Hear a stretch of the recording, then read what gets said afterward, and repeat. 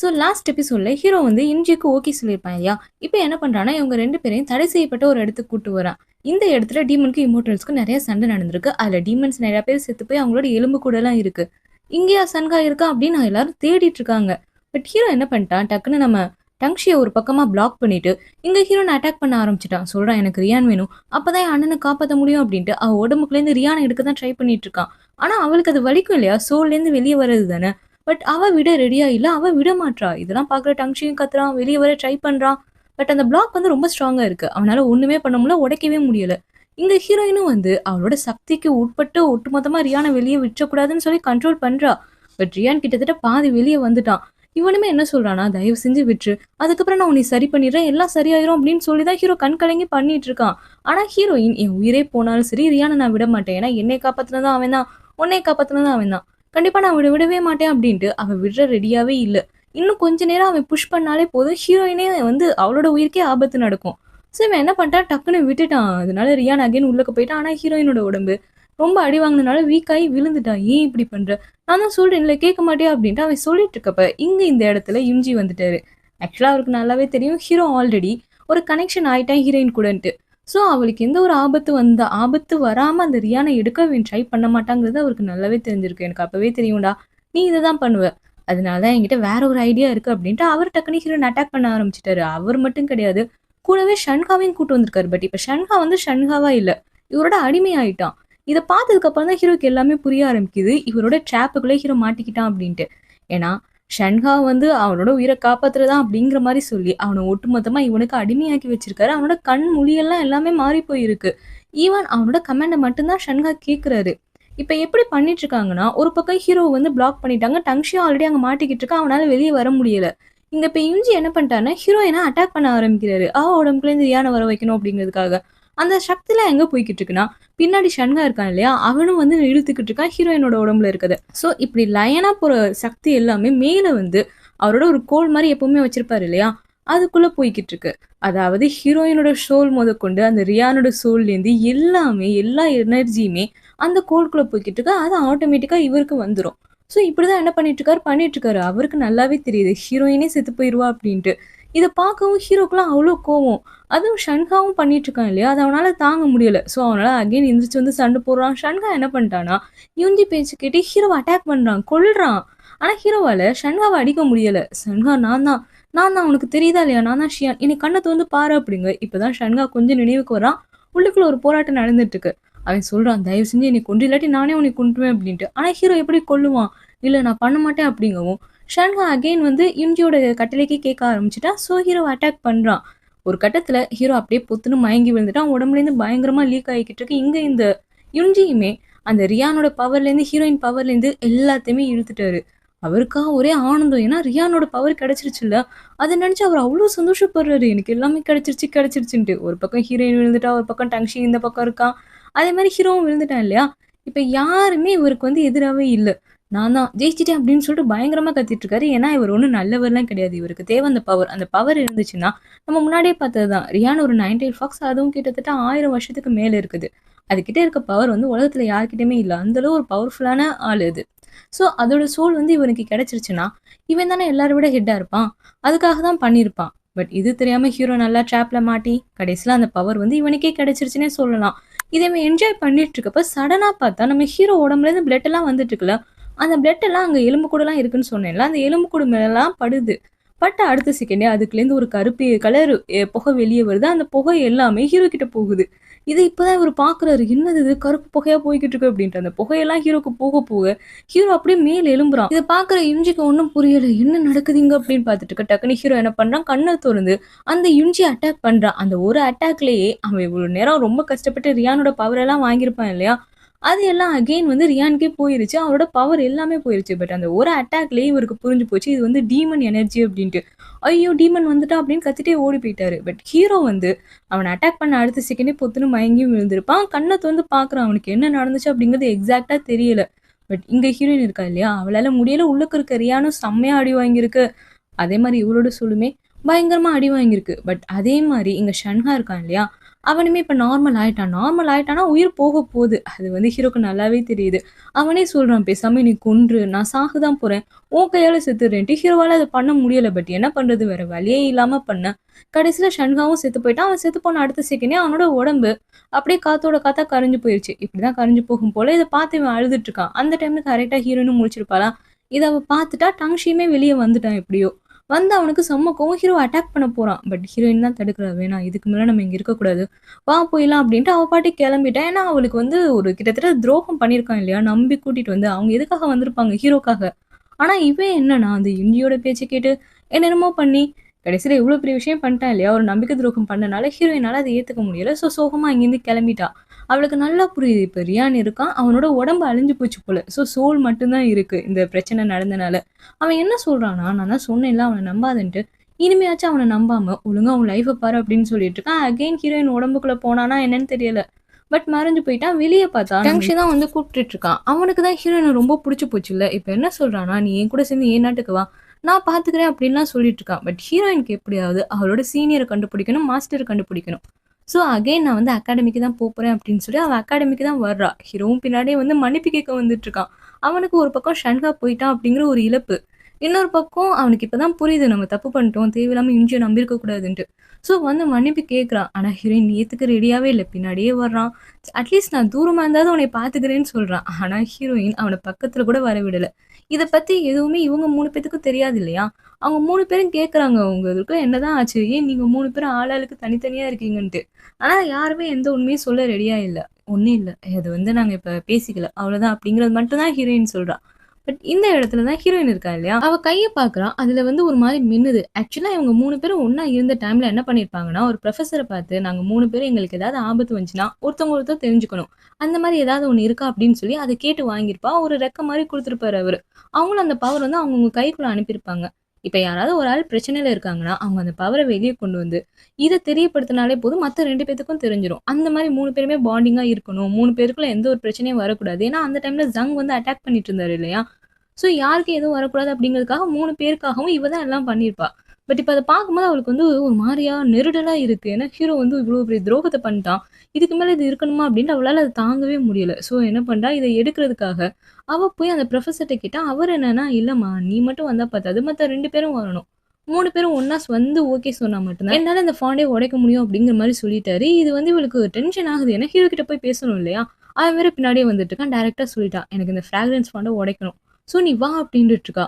அவன் என்னன்னா, "எதுக்காக இப்படி பண்ற? வேணாம்" அப்படிங்கிறான். இவளுக்கு வந்த கோவத்துக்கு கத்தி எடுத்து அவ கைய குத்த போயிட்டா. ஏன்னா குத்தியாவது எடுக்கலான்ட்டு டக்குனு புடிச்சுட்டான். அவன் கையெல்லாம் அடிபடுது. ரத்தம்லாம் ஊத்துது. "இப்போ உனக்கு என்ன? அத எடுக்கணும் அவ்வளோதானே. சரி ஓகே நான் வரேன். வா" அப்படின்னு சொல்லிட்டு 2 பேரும் சேர்ந்து அந்த புரொஃபசர பார்க்க போனா, அங்க அந்த புரொஃபசர இன்னொன்னு ஒரு புரொஃபசர் லேடி என்ன பண்றாங்கன்னா, புடிச்சு இழுத்துட்டு போயிட்டு இருக்காங்க. கிட்டத்தட்ட மிரட்டி கூட்டிட்டு போறாங்க. இத பார்க்குறவங்களுக்கு ஷாக்கிங்கா இருக்கு. அந்த புரொஃபசர காப்பாத்துறதுக்காக இவங்க 2 பேரும் சண்ட போட்டா, அவங்க என்ன பண்றாங்கன்னா, கிட்டத்தட்ட ஒரு சின்ன மான் கொம்பு மாரி ஒரு இத அனுப்பி, ஹீரோவ அடிக்க ஆரம்பிக்கிறாங்க. அவனோட பவர் அந்த இது பட்ட உடனே அவன் கையெல்லாம் அப்படியே கீறி, அவனுக்கு ரொம்ப வலிக்குது. சடனா அங்க பார்த்தா, நம்ம ஹூ வந்துட்டாரு. அவர் தான் தடுக்குறாரு. அதோட அந்த லேடியோட ஃபேஸ் அப்படியே ஃபுல்லா சேஞ்ச் ஆயிருச்சு. அவங்க வேற ஒரு ஆளா மாறிட்டாங்க. இப்பதான் தெரியுது, அங்கிருந்து அந்த புரொஃபசர் லேடிய கடத்திட்டு, இந்த பொண்ணு இங்க வந்திருக்கா அப்படின்ட்டு. எதுக்காகன்னா, இவர வந்து லவ் பண்ணியிருக்கா போல. அந்த பொண்ணு. அவர கூட்டிட்டு போறதுக்காக தான் வந்திருக்கா. இப்ப வந்து எல்லாருமே உட்கார்ந்து பேசிட்டு இருக்காங்க. அந்த மான் கொம்பு மாரி ஒண்ணு இருந்திருக்கும் இல்லையா? அததான் பத்தி பேசிட்டு இருக்காங்க. அது ஆக்சுவலா எச்சாவோடது அப்படிங்கிறாங்க. எச்சானா அந்த டீமன் கிங்காமா. அந்த டீமனோட ஹெட்டாமா. அவனோட கொம்பு தான் இது. 2 இது இருந்துச்சு அந்த சண்டையில. ஏன்னா, அவன் கடல் மூலமா ஒட்டுமொத்தமா நம்ம கூட சண்ட போட்டான். அந்த டைம்ல அவனோட 2 கொம்பையுமே அடிச்சு உடைச்சாங்க. அதுல ஒண்ணு வந்து இன்னொன்னொரு ஆள்கிட்ட இருக்கு. இன்னொன்னு வந்து இந்த கடல் அரசர்கிட்ட இருந்துச்சாமா. அதுதான் இது. அவர் வந்து தான் பொண்ண பாதுகாக்கிறதுக்காக, அவரு இத செஞ்சு தான் பொண்ணுகிட்ட குடுத்தாரு அப்டின்ட்டு ஹெட் சொன்னதுக்கு அப்புறம் தான் புரியுது. இப்ப இங்க ஒரு பொண்ணு வந்திருக்கா இல்லையா? புதுசா ஹீரோவ அட்டாக் பண்ணியிருப்பால்ல. அவ வந்து கடல் அரசனோட பொண்ணு அப்டிங்கிறதே. அதோட அந்த டைம்ல இப்ப என்ன சொல்றாங்கன்னா, அந்த டீமன் இருக்கான் இல்லையா? டீமன் கிங் அவன் வந்து சண்ட போடுறதுக்காக வந்தப்ப, இங்க இருந்து இந்த கடல் உயிரினங்கள் அதாவது எல்லாத்துக்குமே ஸ்பிரிட் இருக்கலாம். அந்த மாரி இந்த கடல் உயிரினங்கள், கடல்வாழ் மக்கள் வந்து அவருக்கு நெறைய ஹெல்ப் பண்ணாங்களாமா டீமனுக்கு. ஸோ, இப்ப இவள எப்படி பார்க்குறாங்கன்னா, கிட்டத்தட்ட டீமனுக்கு ஹெல்ப் பண்ண ஒரு டீமன் அப்படிங்கிற மாரி தான் பார்த்துட்டு இருக்காங்க. எல்லாருக்கும் ஷாக்கிங்கா இருக்கு. அப்படின்னா நீ கடல் அரசனோட பொண்ணு தானே அப்படிங்க. அவளும் ஆமாங்கிறா. ஸோ தனியா கூட்டிட்டு போயிட்டாங்க. இப்ப ஹீரோயினுக்கு என்னன்னா, இவ எதுக்காக வந்து டார்ச்சர் பண்றா புரொஃபசர? எதுக்காக வந்து லவ் டார்ச்சர் பண்ணிட்டு இருக்கா? அவருக்கு தான் விருப்பமே இல்லையே அப்படின்ட்டு ஒரு மாரி கோவமா இருக்கு. ஸோ அவ என்ன பண்ணிட்டா, டைரக்ட்டா போய் கேட்டதுக்கு அப்புறம் தான் தெரியுது. இவ வந்து ஒன் சைடாலாம் ஒண்ணும் லவ் பண்ண கிடையாது. 2 பேரும் சேர்ந்து தான் லவ் பண்ணியிருக்காங்க. ஈவன் சொல்லணும்னா, ஃபர்ஸ்ட் இவர் தான் அப்ரோச் பண்ணியிருக்காரு. 2 பேரும் நல்லா தான் அவங்களோட லவ் வந்து அப்பதான் ஸ்டார்ட் ஆகி நல்லா போயிட்டு இருந்திருக்கும். சடனா பார்த்தா இவர் காணாம போயிட்டாரு. எங்க போனாருன்னு தெரியல. இவ தேடி வந்திருப்பா. எங்க வந்திருப்பாருன்னா, அந்த யூ ஸ்டேட் இருக்குல்ல, அதான் நம்ம டங்ஷி இருக்கான்ல, அந்த அரண்மனைக்கு தான் வந்திருப்பாரு. இவளும் பின்னாடியே வந்து சொல்லியிருப்பா. பட் அங்க இருக்க அரசர் என்ன பண்ணியிருப்பாருன்னா, உன்ன மாரி ஒரு டீமன் கூடலாம் இவன் இருக்க மாட்டான் அப்படிங்கிற மாரி அடிச்சு விரட்டியிருப்பாரு. இப்ப அதுதான் சொல்றேன். இத கேட்டதுக்கு அப்புறம் தான் ஹீரோயினுக்கு புரியுது. அவ வந்து வந்து வலுக்கட்டாயமாலாம் ஒண்ணும் பண்ண கிடையாது. இவர் தான் லவ் பண்ணி ஏமாத்தி விட்டுட்டு போயிட்டாருன்ட்டு.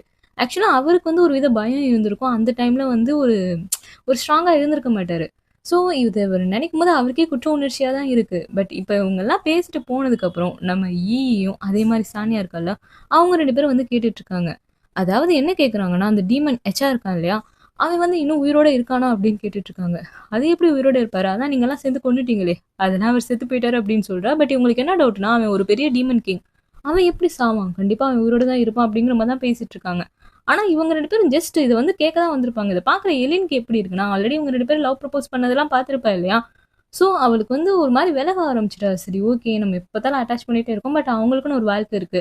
நம்ம வந்து அது இடையில இருக்கக்கூடாது. 3வதா ஒரு சக்கரம் மாரி இருக்கக்கூடாது அப்படின்னு நெனச்சு அவ விலக ஆரம்பிக்கிறா. இது வந்து சானியாக்கு ரொம்ப கஷ்டமா இருக்கு. அதுக்கப்புறம் அந்த பொண்ணோட அப்பா இருக்காரு இல்லையா? அதான் கடல் அரசன். அவர வர வைக்கிறாங்க. அவரும் வந்து மன்னிப்பு கேட்கிறாரு. என் பொண்ணு இப்படி பண்ணதுக்காக நான் அவள கூட்டு போறேன்னு சொல்றப்ப தான் அந்த புரொஃபசர் இருக்காரு இல்லையா? அவர் தப்ப புரிஞ்சுகிட்டு அவருக்குள்ளேயும் லவ் இருக்கு. ஸோ அத சொல்றாரு. நான் உங்க பொண்ண கல்யாணம் பண்ணிக்க ரெடியா இருக்கேன். கல்யாணம் பண்ணிட்டு உங்க கூடயே வரேன் அப்படின்லாம் சொல்லிட்டு இருக்காரு. ஏன்னா கல்யாணம் பண்ணதுக்கு அப்புறம் இந்த அகாடமில கன்டின்யூ பண்ண முடியாது. ஐ மீன் அவ ஒரு டீமன் மாரி இல்லையா? அதாவது டீமனுக்கு ஹெல்ப் பண்ண செக்டார் அப்படிங்கிற மாரி தான் பார்த்துட்டு இருக்காங்க. அதனாலயா என்னன்னு தெரியல. பட் கல்யாணம் பண்ணிட்டா. அவர் வந்து இங்க இருக்கக்கூடாதாமா. அகாடமிய விட்டே போயிடணுமா. அதே மாரி அவர் ஊயூ கோர்ட்லயுமே ஒரு மெம்பரா இருக்காரு. அதுவுமே இவருக்கு இருக்காதாமா. அது எல்லாத்தையும் தெரிஞ்சு தான் நான் இவள கல்யாணம் பண்ணிக்க ரெடியா இருக்கேன் அப்படின்லாம் சொல்றாரு. எல்லாருக்கும் சந்தோஷமா தான் இருக்கு. பட் அங்க இருக்க ஸ்டூடண்ட்ஸ்லாம் ஒரு மாரி பேச ஆரம்பிச்சுட்டாங்க. அப்ப புரொஃபசர் போயிருவாரா அப்படின்ட்டு. இந்த டைம்ல தான் ஹீரோயின் இருக்கா இல்லையா? ஆல்ரெடி அவ கையில இருக்க அந்த பாண்ட உடைக்கணும்னு நெனச்சுட்டு இருக்கால்ல. ஸோ என்ன பண்றா, இவங்க 3 பேரையும் கூட்டிட்டே போறா. அவர் கேட்கிறாரு, "உங்க 3 பேத்துக்குமே ஓகே தானே?" அப்படின்ட்டு. டங்ஷிக்கு வந்து ஒரு மாரி ஷாக்கா இருந்தாலும், ஒரு பக்கம் ஹீரோ வேணான்னு தானே ஹீரோயின் முடிவு பண்ணியிருக்கா. அது அவனுக்கு நல்லா தான் படுது. சரி ஓகே அப்படின்னு சொல்லிட்டு 3 பேரையும் கைய நீட்ட சொல்லிட்டு, அவர் அந்த பாண்ட உடைக்க ட்ரை பண்றாரு. பட் உள்ளுக்குள்ள பார்த்தா, அவங்க 3 பேரும் ஆளாளுக்கு மேல ரொம்ப பாசமா இருக்காங்க. இப்பவுமே கேரிங் இருக்கு இல்லையா? ஸோ அந்த பாண்ட உடைக்கவே முடியல. சொல்றாரு, ஆக்சுவலா அவங்க 3 பேருமே அவங்க மேல ரொம்ப கேரிங்கா இருக்காங்க. அதனால இத உடைக்க முடியலங்கிறாரு. ஹீரோயின் என்ன நெனச்சுக்கிறான்னா, ஹீரோ வந்து மனசார நெனைக்கலன்னு நெனச்சுக்கிறான். பட் அவர் என்ன சொல்றாருன்னா, ஒரு ஆளுக்கு மட்டும் கேரிங் இருந்தா பத்தாது. 2 பேருமே கேரிங்கோட இருக்கணும்.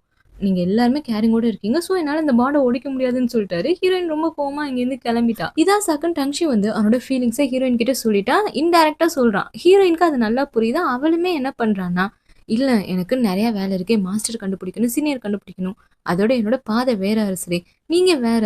உங்களுக்குன்னு இருக்க மதிப்பு வேற. ஸோ, நீங்க வந்து பாத்துக்கோங்க." அப்படிங்கிற மாரி அவளும் வந்து டைரக்ட்டா சொல்லல. பட் அவனுக்கு புரியிற மாரி எல்லாத்தையுமே ரொம்ப தெளிவா சொல்லிட்டா. இத எல்லாத்தையுமே அந்த லானியா கேட்டுட்டா. அவளுக்கு செம்ம கோவம் வருது. வந்து கத்து கத்துன்னு கத்திட்டு இருக்கா. உங்களுக்கு அவள புடிச்சிருக்கான்ட்டு. நமக்கு வேற என்கேஜ்மென்ட் நடந்துச்சு. நான் என்னைய தானே கல்யாணம் பண்ணிக்கணும் அப்படிங்கிற மாரிலாம் கத்துறா. டங்ஷிலாம் கொஞ்சம் அமைதியா இருக்கியா? தயவு செஞ்சு போ அப்படின்னு அவன் மனவேதனையில சொல்லிட்டு இருக்கான். ஆனா நெக்ஸ்ட் டே பார்த்தா எல்லாரும் பிராக்டிஸ்க்காக வந்திருப்பாங்க. சடனா பார்த்தா அந்த பிளாக் கலர் எனர்ஜி இருக்கு இல்லையா? அது சுத்தி வளைக்குது. அவங்களுக்கு தெரிஞ்சு போச்சு. இது எல்லாமே டீமன் எனர்ஜி அப்டின்ட்டு. அது ஒட்டுமொத்த சூஃபங் அகாடமியுமே அதோட கண்ட்ரோல்குள்ள கொண்டு வந்துருச்சு. அங்க யாருமே இல்ல. எந்த புரொஃபசர்ஸ் இல்ல. ஒண்ணுமே இல்ல. இவங்க மட்டும் தான் மாட்டிட்டு இருக்காங்க. அந்த ஒரு ஆள் இருப்பாரு இல்லையா? ஒரே ஒரு புரொஃபசர் ரொம்ப ஃபன்னியா. அவர் வந்து இவங்கள காப்பாத்துறதுக்காக வராரு. பட் அந்த டீமன் எனர்ஜி இருக்குல்ல, அது இவரோட ஒட்டுமொத்த சோலையும் உறிஞ்சி, அவர் அப்படியே கல்லு கணக்கா மாத்திருச்சு. கல்லாவே மாத்திருச்சு. இத பார்க்குறவங்களுக்கு ஷாக்கிங்கா இருக்கு. உடனே நம்ம டங்ஷி அகைன் என்ன பண்றான், அவனோட பவர யூஸ் பண்ணி வளையத்த கொண்டு வந்துட்டான். இந்த வளையத்த விட்டு வெளிய போனா, அவங்க எல்லாருமே கல்லா மாறிருவாங்க.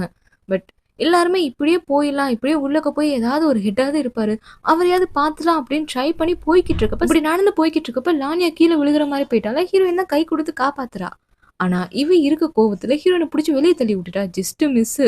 ஹீரோயின் விழுந்திருப்பா. ஆனா எப்படியோ எலின் வழக்கம் போல காப்பாத்திட்டா. அவளுக்கு கோவம் வருது. பட் இந்த டைம்ல சண்டைலாம் போட்டுட்டு இருக்க முடியாது இல்லையா? ஸோ எல்லாருமே அந்த வண்டி இருக்கும் இல்லையா? ஒரு மான் வண்டி. அதுல ஏறி போகலான்னு ட்ரை பண்றாங்க. பட் போய் பார்த்தா, அந்த ஒட்டுமொத்த வானம் எல்லா இடத்துலயுமே ஃபுல்லா டீமன்ஸ் தான் இருக்கு. இவங்களுக்கு ஒண்ணுமே புரியல. எப்படி இவ்ளோ டீமன்ஸ் வந்துச்சு? எல்லாத்தையும் அழிச்சுட்டாங்களே! எல்லாத்தையும் கண்ட்ரோல் பண்ணி வச்சிருந்தாங்களே! இப்ப எல்லாமே போச்சா? நம்ம என்ன பண்றது? எப்படி இந்த உலகத்த காப்பாத்துறது? அப்படின்ட்டு எல்லாரும் புலம்பி தள்ளிட்டு இருக்காங்க. பட் அப்பதான் வந்து நம்ம ஹீரோ, ஹீரோயின் அதே மாரி டங்ஷி இருக்காங்க இல்லையா? அவங்க 3 பேரும் இது ஏதோ ஒரு இடத்துலேருந்து வருதுல்ல. அந்த இடத்துக்கு நம்ம போணும். பேசாம நீங்க உள்ளக்க இருங்க. நாங்க போய் பார்த்துக்குறோம் அப்டின்ட்டு 3 பேரும் தைரியமா வெளிய வர்றாங்க. வெளிய வர்றாங்கன்னா, டங்ஷி வந்து அந்த வளையத்தோட தான் வர்றான். எல்லாரையும் அட்டாக் பண்ணி முடிஞ்ச அளவு அது எந்த இடத்துலேருந்து மெயின் இடத்துலேருந்து வருது அப்டிங்கிறத கண்டுபிடிச்சுட்டாங்க. சென்டர்ல ஒரு ஆர்ச் மாரி இருக்கு. அது நடுவுலேருந்து தான் ஒட்டுமொத்த டீமன் எனர்ஜியும் வெளிய வந்துட்டுருக்கு. இது இப்பதான் டங்ஷி சொல்றான். இவன் இத பத்தி படிச்சிருக்கான் போல. இந்த இடத்துல இப்போ ஒரு ஒளி தேவ. அதாவது ஒரு சூரிய ஒளி கிட்டத்தட்ட. ஸோ நம்மளோட ஸ்பிரிட் எனர்ஜிய யூஸ் பண்ணி அங்க அந்த ஒளிய கொண்டு வந்துட்டோம்னா, இந்த ஒட்டுமொத்த டீமனும் இப்ப அழிஞ்சு போயிரும் அப்டிங்கிற மாரி அவன் படிச்ச எல்லாத்தையும் சொல்லவும், சரி ஓகே அப்டின்ட்டு 3 பேரும் குடுத்துட்டு இருக்காங்க. பட் ஆக்சுவலா அவங்க 3 பேரும் வந்துட்டு இருக்கப்ப, ஹீரோயின் ஸ்லிப் ஆயி விழுக போயிருப்பா. ஹீரோ காப்பாத்திருப்பான். ஆனா அந்த டைம்ல இவனோட கை வெளிய போயிருக்குமா, அது வெளிய போனாலே தான் இவங்க எல்லாரும் கல்லு மாரி மாறிருவாங்கல்ல. அதனால அவனோட கை கல்லு மாரி மாற ஆரம்பிச்சுருச்சு. ஆனா அத யார்ட்டயுமே காட்டாம, அவன் என்ன பண்றான், அவனோட பவர குடுத்துட்டு இருக்கான். கிட்டத்தட்ட 2 எல்லாருமே சேர்ந்து வின் பண்ண போயிருப்பாங்க. ஆனா சுத்தி இருக்க அந்த டீமன்ஸ்லாம் இருக்கு இல்லையா, அது பண்ண விடாம அவங்கள அட்டாக் பண்ணிட்டே இருக்கு. அப்பதான் இவன் சொல்றான், அது எல்லாத்துக்குமே ஒரு ரத்தம் வேணும். பேசாம நான் வெளிய போறேன். நான் அதுங்கள திசை திருப்புறேன். அந்த டைம்ல நீங்க எப்படியாவது ஃபுல் எனர்ஜிய குடுத்து, இத நீங்க சரி பண்ணிருங்க அப்டின்ட்டு அவன் டக்குனு வளையத்த விட்டு வெளிய வந்துட்டான். ஹீரோயின்லாம் பார்க்குறா டங்ஷிலாம் இப்போதைக்கு அத பார்க்காத. தயவு செஞ்சு இங்க அட்டாக் பண்ணு அப்டின்னு சொல்லிட்டு இருக்கா. இவளும் ஃபுல் ஃபோர்ஸோட 2 பேரும் சேர்ந்து அத அட்டாக் பண்ணிட்டு இருக்காங்க. பட் இங்க ஹீரோ இருக்கான் இல்லையா, அவன ஒட்டுமொத்தமா எல்லா டீமன்ஸும் சுத்தி வளைச்சு, அவன் கடைசில சிலையாவே மாறிட்டான். அட் த சேம் டைம் இவங்களும் அவங்களோட எனர்ஜிய குடுத்து, குடுத்து ஒரு வழியா அந்த இடத்துல அந்த ஒளிய கொண்டு வந்துட்டாங்க. ஸோ ஃபுல் அண்ட் ஃபுல் எல்லா டீமன்ஸுமே அழிஞ்சு போயிருச்சு. எல்லாமே நார்மலா மாறிடுச்சு. ஆனா ஹீரோயினுக்கு ரொம்ப கஷ்டமா இருக்கு. போய் அழுகுறா. "ஏய் என்னாச்சு உனக்கு? இங்க பாரு எப்ப பார்த்தாலும் என் உயிர நீயே காப்பாத்திட்டு இருக்க. இப்படியே பண்ணிட்டு இருந்தேன்னா நான் கடன் பட்டுக்கிட்டே இருக்கணும். தயவு செஞ்சு வெளிய வந்துரு" அப்படின்ட்டு. அவளுக்கு ஹீரோ மேல இனிமே பாசம் இருக்கு இல்லையா? அதனால அத காட்டி அழுதுட்டு இருக்காளா டங்ஷிக்கு பார்க்க மனசு கஷ்டமா இருக்கு. ஆனா சடனா பார்த்தா ஹீரோ நார்மல் ஆயிட்டான். அவன் மட்டும் நார்மல் ஆக கிடையாது. சுத்தி இருக்க எல்லாருமே நார்மல் ஆயிட்டாங்க. எல்லாமே வித்தியாசமா மாறுது. அப்புறம் தான் தெரியுது இது எல்லாம் இவங்களுக்கு வச்ச டெஸ்ட்டுன்ட்டு. ஏன்னா ஃபைனல் இயர் ஐ மீன் இவங்க எல்லாத்துக்கும் கிட்டத்தட்ட ஒரு 6 மாசம் ட்ரெய்னிங் இருக்கும் போல. 6 மாசம் கழிச்சு ஒரு எக்ஸாம் ஒரு இந்த மாரி ஒரு டெஸ்ட் வச்சு தான், அதுல யார் பாஸ் ஆகுறாங்க அப்படின்னு செலக்ட் பண்ணுவாங்க போல. அதுக்காக இவங்க எல்லாரும் செலக்ட் பண்ண டெஸ்ட் தான் இது. அதுதான் இப்ப எல்லாரும் சொல்றாங்க. பரவால்ல பசங்களா இவ்ளோ தைரியமா இப்படிலாம் போராடிட்டீங்க. அதுவும் நீங்க 3 பேரும் கலக்கிட்டீங்க அப்படின்னு சொன்னவரு. எல்லாரும் பாஸ் ஆயிட்டீங்கன்னு சொல்லிட்டு கடைசில லான்யா இருக்காரு இல்லையா? அவர மட்டும் டிஸ்மிஸ் பண்ணி ஒட்டுமொத்த காலேஜ விட்டு ரிமூவ் பண்ணி அனுப்பிட்டாரு. ஏன்னா, அவ வந்து ஹீரோயின புடிச்சு தள்ளி விட்டு அவள கொல்ல பார்த்திருப்பா இல்லையா? ஆக்சுவலா என்ன பண்ணணும்னா, எல்லாரும் எல்லாரையும் காப்பாத்த தான் ட்ரை பண்ணணும். பட் இவங்க என்னன்னா, ஒட்டுமொத்த உலகமும் டீமன் கிட்ட மாட்டிக்கிச்சு. அந்த டைம்ல ஒரு ஒரு பகைய மனசுக்குள்ள வச்சுட்டு ஒருத்தவங்கள இப்படி பண்றது அப்படிங்கிறது ரொம்ப ஒரு கேவலமான செயல். அதனால நீ சூஃபங் அகாடமிக்கு இனிமே வரவே முடியாது அப்படின்ட்டு அவள டிஸ்மிஸ் பண்ணி அனுப்பிட்டாங்க. அவளுக்கு செம்ம கடுப்பாகுது.